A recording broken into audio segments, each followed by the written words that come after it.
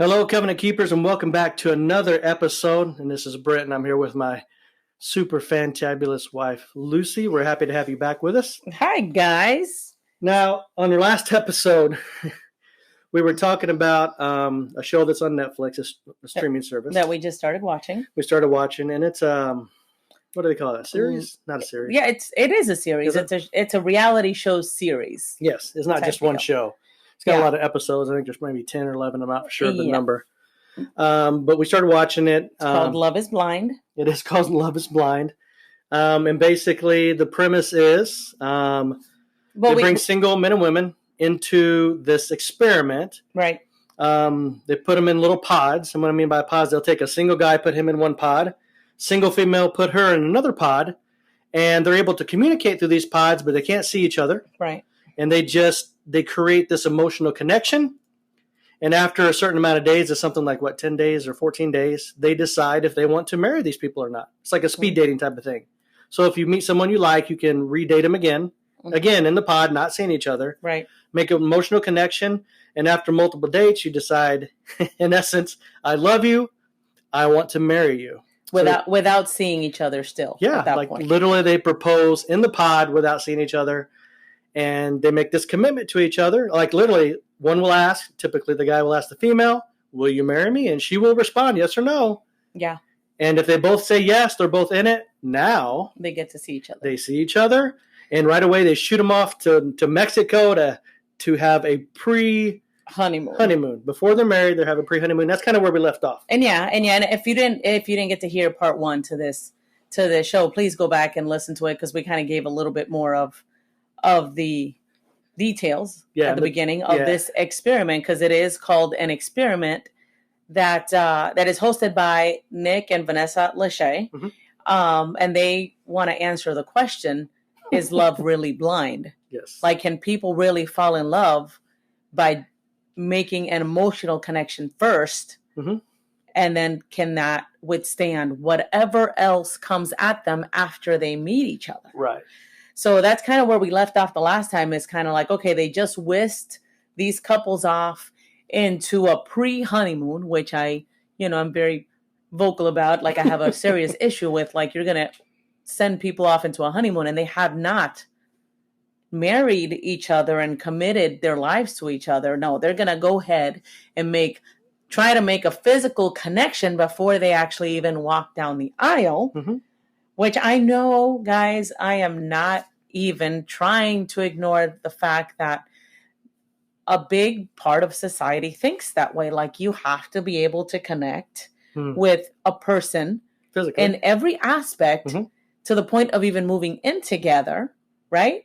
You move in together before you say, I do. Okay, you said every aspect. Let's be honest. Okay. Most people, if they feel like they have a connection physically, they think, hey, we'll get married or we'll just live together. Well, I was going to say, in this day and age, it's mostly, hey, we can live together. We're good. Yeah. A lot of people don't even choose to get married. Right. They're just like, hey, why? This is what we hear. Why ruin it by getting married? Or what's the piece of paper going to matter? I mean, I love them. We're going to be together forever anyway. Why do we need to have a piece of paper to tell us? Well, and that's how diluted it's become in our world, which is kind of the sad part, right? That people don't understand the awesomeness that God meant by designing marriage, like that oneness, right?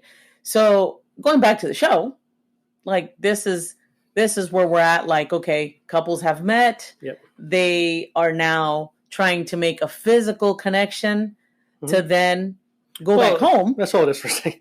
Because to make this physical connection, they literally ship them off to paradise. They put them in this big resort, and I mean, everything's perfect. We're talking flowers, candles, alcohol they give them. Of course. I mean, just the picture of what the movie would tell you that it's paradise. Oh, hold on, because we have to, guys, because of course it's reality TV, so they have to add the drama, right? Yes, there's always that. There's an intentional piece here where they, like, all these couples, you have to remember, they've all dated each other. Yeah, all these men and all these women dated each other within the pods. Yes. So they all know each other's names. Yep.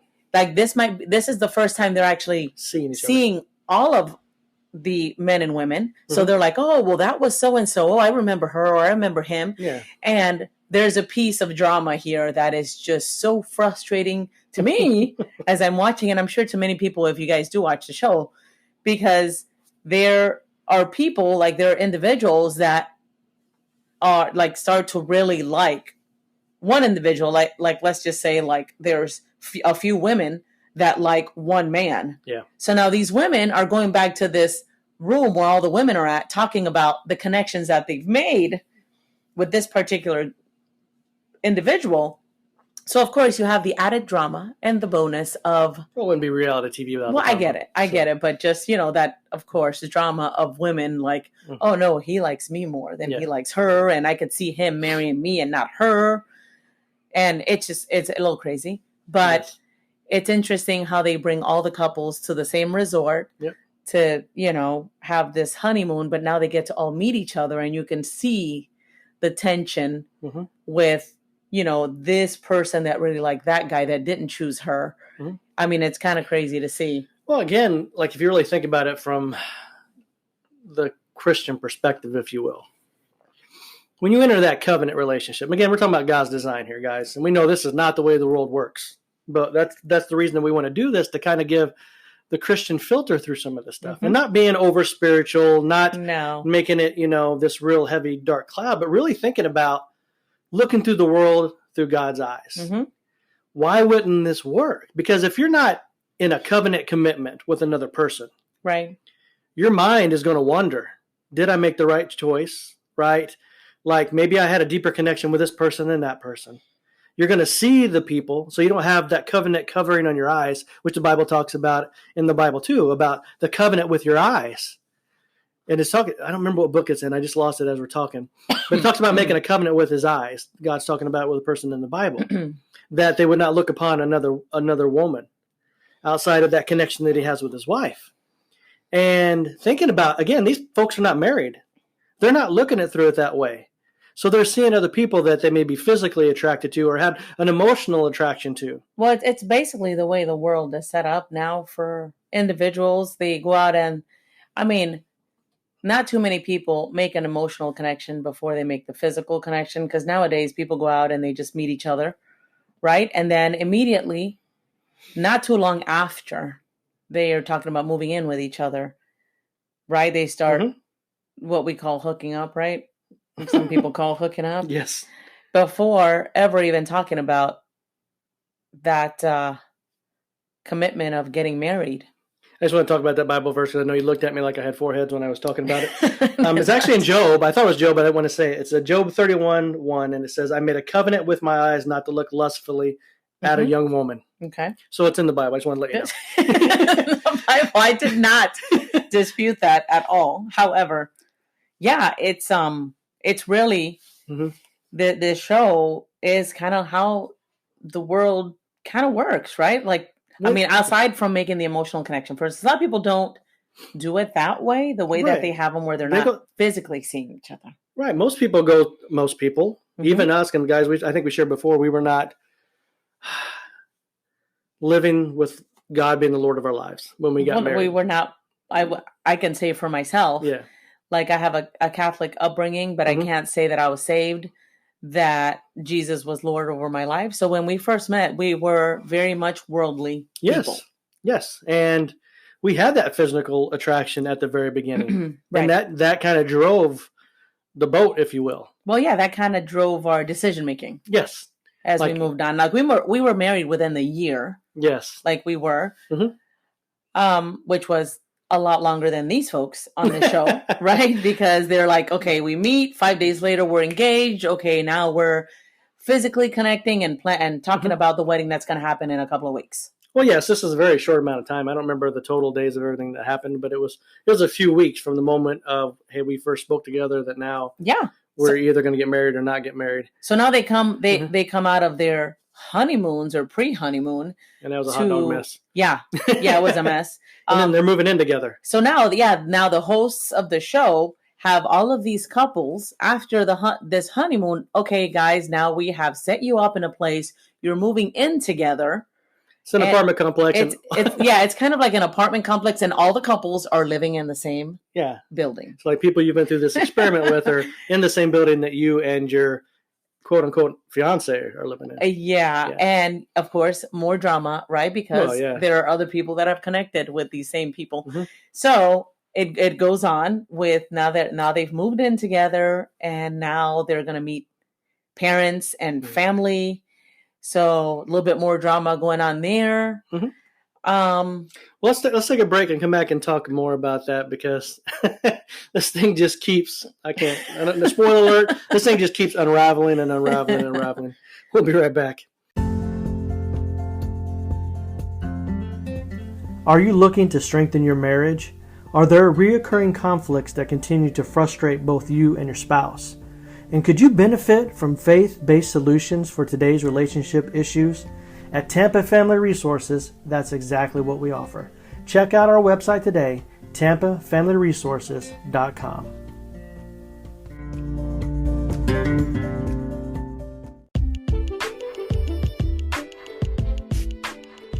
Hey guys, it's Brent and Lucy from Covenant Keepers. And if you haven't heard about Anchor, it's the easiest way to make a podcast. Let me explain. First of all, it's free. It will cost you no money out of pocket. There's creation tools that allow you to record and edit your podcast right from your phone or your computer.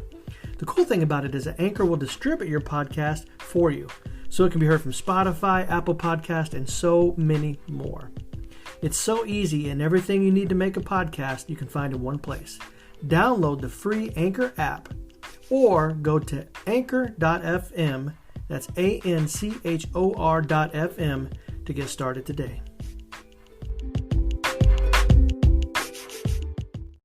So guys, before the break, we were talking about, we've been talking about the show Love is Blind, which is on Netflix. Yeah. And it's just really, to me, it's really comical, because still, like, these folks have now moved in to an apartment together. Yes. And still, you're still hearing the, oh, I love you so much. Well, and some couples you are. Some couples you're actually seeing the breakdown pretty quick. Well, yes. Oh my gosh. Yeah. There is a specific couple. Well, don't give it all away. I'm not going to give it all. I'm not even going to say names, but there is a couple that is like, goes straight into fireworks immediately, and I don't mean in a good way. Right. So yeah, you start to see the cracks immediately. And again, of course, now understanding God's design to all this, you can see, like, if you're looking at it through a Christian filter, you're like, well, yeah, of course this is going to happen. Well, that's the thing. Again, like we shared before, because of what we've learned in our own relationship, what we've learned through our studies, and just really becoming students of marriage, it's not surprising to see these relationships break down. Yeah. It's not surprising to see how people are interacting or responding to each other when they're hurting each other. Like, you see it time and time again with these couples. Nobody intentionally sets off to hurt anybody, but ultimately someone hurts someone, and they'll say something or do something that the other person doesn't appreciate or doesn't like. And man, how they lash out. Yeah. Like, you can see it, like, getting ready to play out. Like, man, I've seen this plot before. How they start saying things that are hurting each other. But it happens even quicker than most relationships nowadays. Well, this whole relationship has been on, we said, speed dating. Yeah. Like, this was a speed relationship. Yeah. Like, it went from 0 to 1,000 very, very quickly. Very quickly. And what do you think when you do that? Yeah. The sheer force of this relationship is set up for failure from day one. Yeah, it is. Besides the fact that it's totally opposite of God's design. Right. And again, even for us, I mean, I hate to say entertaining because this is real people's lives. But hold on a second, because these real people have allowed themselves to be put in this experiment. Because, guys, remember, they chose to do it. They chose to be part of this experiment to see if love is truly blind. Right. So it's for entertainment TV. It is. So let's just put that out there. It is, but man, for me, and I know I'm probably the one I guy get in the world is like emotionally connected with characters. Well, no, because you do start to emotionally like see these people. Like, there's one gentleman actually a couple of them that I'm like, oh my gosh. Like, one of them, I'm like, dude, you need to run. Well, yeah. Dude, do you not see what's happening here? You not see what this woman is doing to you? Like, Listen, I could literally come through the screen and grab her, shake her, and then pray for her. But, guys, I wouldn't really do that to people. But I'm just telling you, like, if you're watching this show, you'll know exactly who I mean. Well, yeah. Because this chick is taking this guy for a ride, and he is completely, like, blind. Let's just say he's blind. Well, he is. He's completely blind to all these things that she's doing to him. But he has a good heart. He has a good heart, and he's like, no, we can make it work. We can make it work. Poor guy. Poor guy. That's all I have to say about that one. Yeah. But, yeah, like, it's so interesting how, like, doing everything in reverse, because it's literally in reverse. Like, the marriage is actually the last thing they do, or the wedding. I shouldn't even say marriage. Yeah. The wedding is the last thing that they do after putting themselves through these phases that the show puts them through. So it's just sad to see, like, when they start meeting parents, and some people are, like, super excited, like, oh, this is going to work. We're in love with each other. They're excited. Their family's excited. And then the opposite. You got some people are like, well, I really don't know if this is really what I want. And then some family members are like, yeah, you don't need to do this right now. This is not smart. Yeah. Because, again, with marriage and relationships, a lot of people don't take this into account. Yes, it's the couple that are married. Yes, they become the union. But that union interacts with other family members. The extended family members, the community. Yeah. Because we're naive to think that even that one relationship is not going to have lasting effects throughout the families. Because it does. It does. It does. And what would be interesting to see is if they circle back around to almost like the married life of the folks that choose to marry, like maybe a couple of years down the road, like, where are you guys at now? Well, that would be interesting. That would be interesting, but let's just wrap the show up because I don't want to leave it hanging out there like what happened. So basically, they move in together, they meet the family members, they meet the friends, and then the whole bringing it together is going to be on the wedding day, where no matter what, they both get dressed up. They get all prettied up. Which I have a problem with that. Like, why would they do that? See, and that's where the emotional thing happens with me. Like, why would they do that to people? Like, you lead these individuals on to thinking that there's a possibility of a forever marriage. Like, even to the night before, there's actually a couple couples that are asking the person, hey, what are we going to do tomorrow?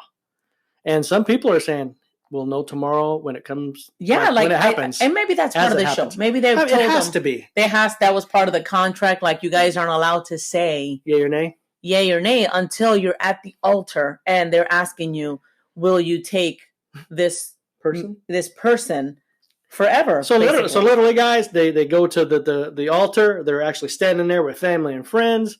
And in that moment, they actually saying part of their vows. And when it comes to the part, would you either say I do, where most people say I do in the world? Yeah. They can say I don't. Yes. And that person standing on the other side of them doesn't know until that very moment. How crazy is that? That's heartbreaking. But that's why I was talking about that's heartbreaking. I know it's a TV show. I know it's reality TV, and it's probably some of it could be fabricated, which a lot of reality TV is. But still, thinking about the emotional trauma. No, it's heartbreaking. That happens to these people. I'm right there with you. In that moment, like, I couldn't even imagine when we got married. Like, guys. To be standing across from each other. Number one, not for sure if you're going to say yes or no. Yeah. That would be enough. Hold on, what? I'm saying. You mean you and me? For our wedding. Well, thinking about it from our perspective, taking us back to that day that we got married. We got married on the beach. It was beautiful. We had all of our family and friends there. Well, you're saying if you didn't know for sure if I was going to say yes? Putting us in the spot. Okay, I'm just making sure what you're talking about. Thinking about back to that day. Yes. Standing across from each other, not knowing for sure if you were going to say yes or no. You knew. That's not the point, lady. Listen to what I'm saying to you. Oh, you mean like putting it in the show premise, but thinking back to our day? Yes. Okay, got it. You got to get that state of mind to be able to understand where these people are at. Okay. So you can empathize with them. Okay. Think about that. Yes, I get where you're going. That's what I'm saying. Like, that was the thoughts that connects me with those people. Because I couldn't imagine me going through it and they say, hey, Brent, do you take Lucy to be your lawfully wedded wife, to have and to hold, to love, to cherish, sick or poor, death, all the good stuff. Yeah. And for me to say yes, and then when they ask you, you say no. Well, yeah. Or I don't. Oh my gosh, man. Talk about crushed. And like, what do you do standing at the altar when the other person right there in front of you says, That's nope? super embarrassing. Well, embarrassment's one thing. You want to talk about traumatized? Well, yeah, no, totally. Like I get empathizing with the folks because I mean, both of us, guys, both of us were crying at different points. Now this is getting a little bit too real. It's true. You're ashamed to say that you were crying? No, anybody that knows me knows I'm an emotional type of guy. Listen, we were both crying at certain parts because it is very sad to see the breakdown.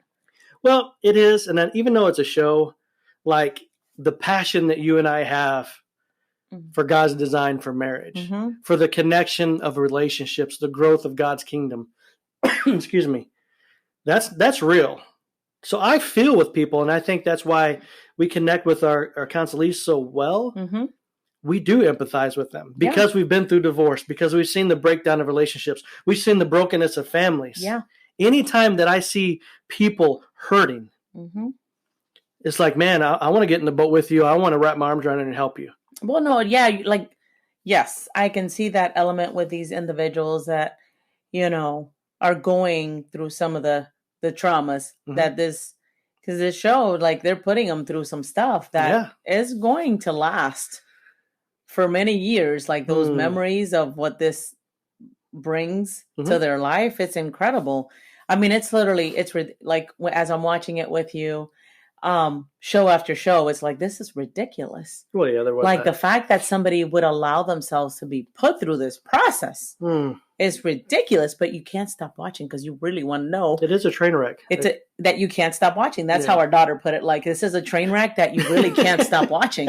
And it's so true because you're like, I want to see what's going to happen, what this is going to bring, what this person's going to do, how this person's going to react. But at the same time, it is sad that single individuals out there are at the point they're like, I want to find my forever person, and they would subject themselves to this experiment.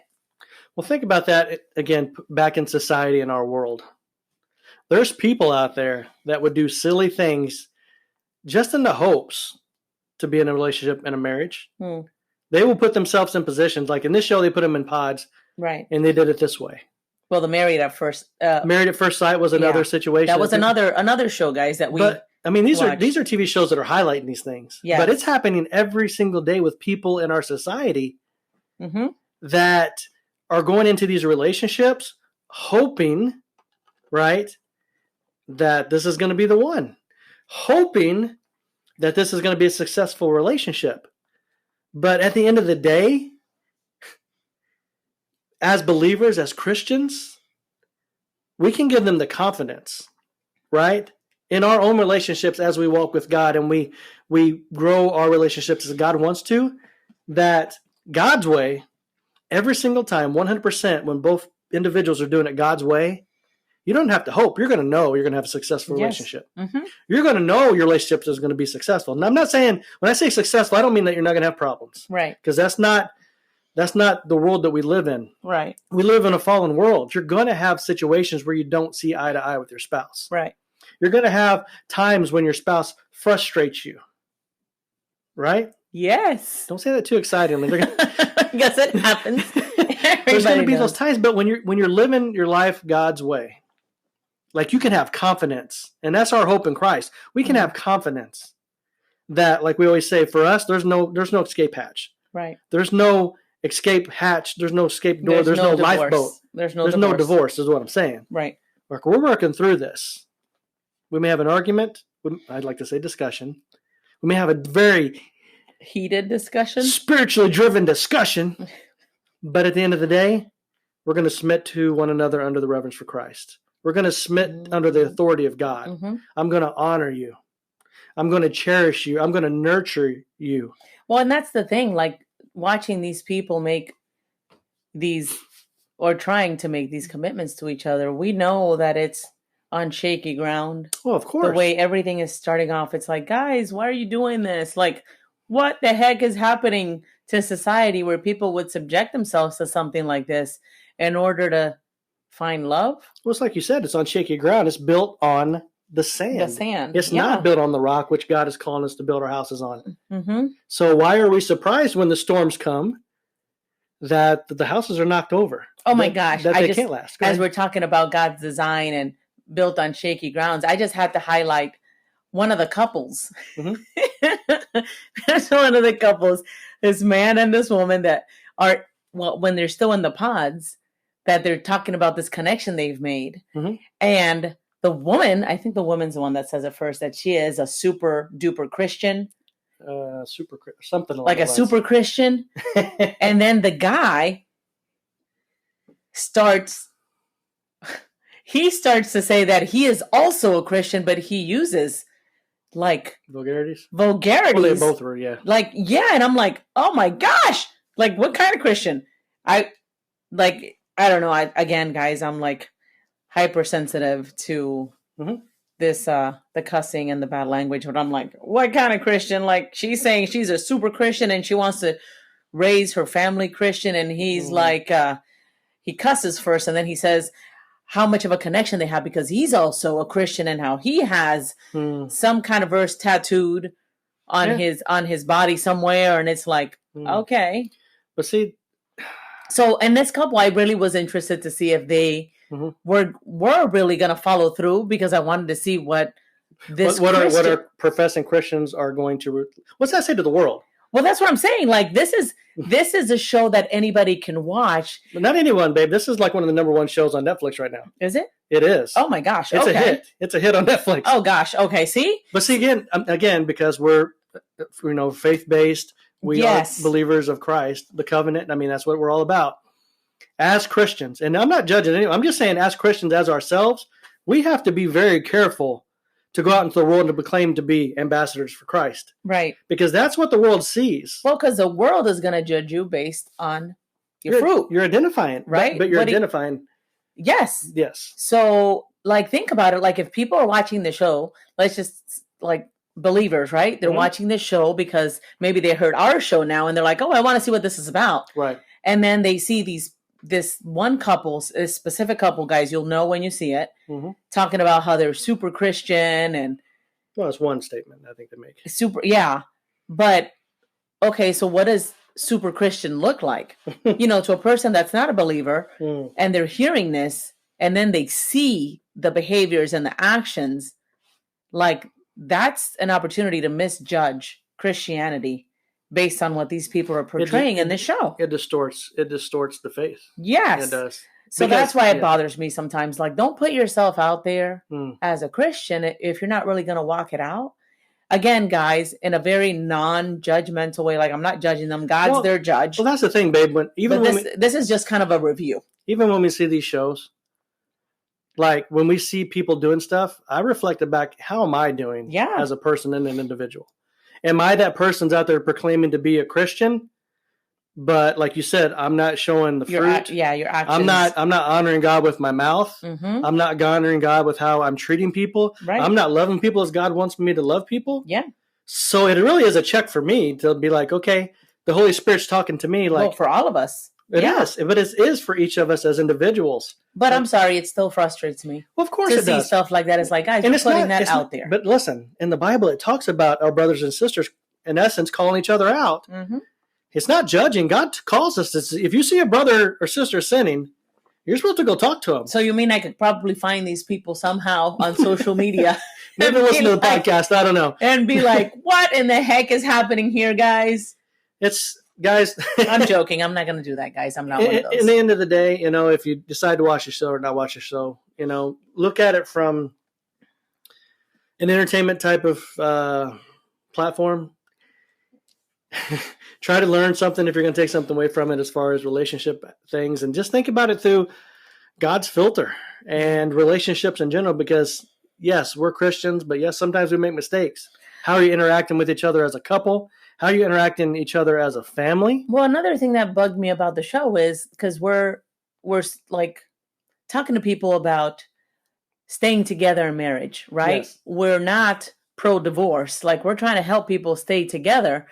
But the way these things are going in this show, like, there's a potential for divorce. Oh, if you step into the, go to the wedding and actually end up getting married. Every time you start a relationship like that, built on the sand, Well, yeah. and not built on the rock, you're setting yourself up for divorce. It's just a matter of time. Well, it just drives me crazy because marriage is so important. Marriage is huge for the family, for society, for a community.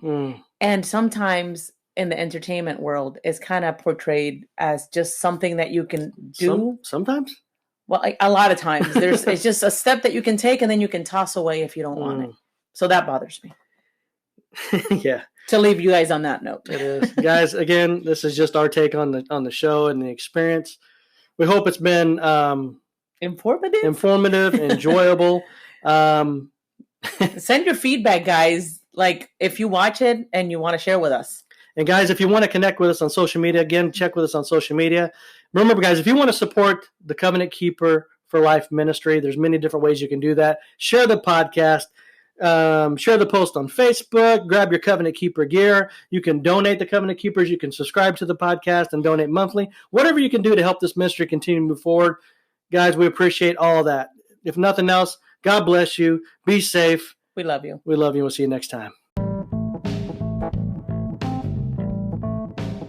So guys, we hope you enjoyed the podcast today. We hope it's been helpful. If you did like it, please go check us out at covenantkeeper4life.com. That's covenantkeeper, 4life.com. And get out there, guys. Stand for marriage. Stand for God. You're a covenant keeper.